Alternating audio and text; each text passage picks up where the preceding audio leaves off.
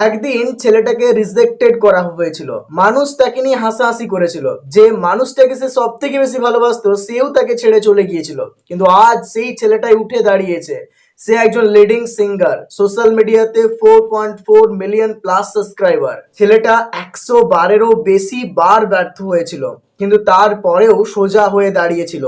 ছেলেটা জন্মের পর থেকেই তার মাকে হারিয়েছিল। তারপর থেকে সে চুপচাপ থাকতো, কারোর সঙ্গে খুব একটা বেশি মিশতো না। এই কারণেই মানুষ তাকে ঘৃণা করতো, মানুষ তাকে নিয়ে বিদ্রুপ করতো তার ওভার ওয়েটের কারণে। সে ইন্ডিয়ান আর্মিতে যোগ দিতে চেয়েছিল, কিন্তু মেডিকেলে তাকে আনফিট ঘোষণা করা হয়। তারপর সে গান গাওয়া শুরু করে এবং মানুষ এটা দেখে এতটা ব্যঙ্গ, বিদ্রুপ, তাচ্ছিল্য করতো, তার কোনো ঠিক নাই। এই জিনিসগুলো প্রত্যেকটাই তাকে খুব কষ্ট দিত।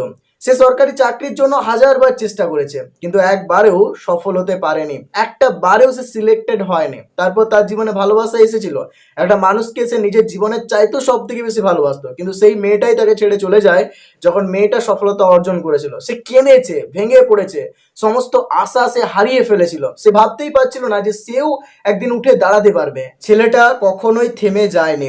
জীবন যখন তাকে ভেঙে দিয়েছিল, সে নিজেকে নতুন ভাবে গড়ে তুলেছিল।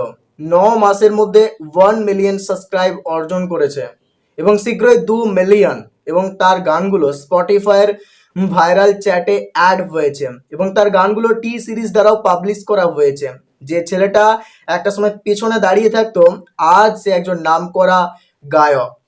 ব্যর্থতা থেকে সে অনুপ্রেরণা নিয়েছে। জীবনের দুঃখ, কষ্ট আর যন্ত্রণা থেকে একটা উদ্দেশ্য বের করেছে। জীবনে সবসময় সৎ থাকো, পরিশ্রমী থাকো, সফলতা তোমার কাছে ধরা দেবেই। সবাই ছেলেটাকে প্রত্যাখ্যান করেছিল, কিন্তু সাকসেস তাকে আপন করে নিয়েছিল। এখন এই ছেলেটাই অন্যের কাছে অনুপ্রেরণা। এটা কোনো রিভেঞ্জ নয়, এটা কামব্যাক। অনিভেশ কুমার, যাকে নিয়ে সবাই হাসাহাসি করেছে, বিদ্রুপ করেছে, যাকে তার ভালোবাসার মানুষটা ছেড়ে চলে গেছে, কিন্তু সে জীবনে কখনো পরাজয় স্বীকার করেনি। দাঁতে দাঁত চেপে টিকেছিল। তবে আজ সে একজন সিঙ্গার হতে পেরেছে।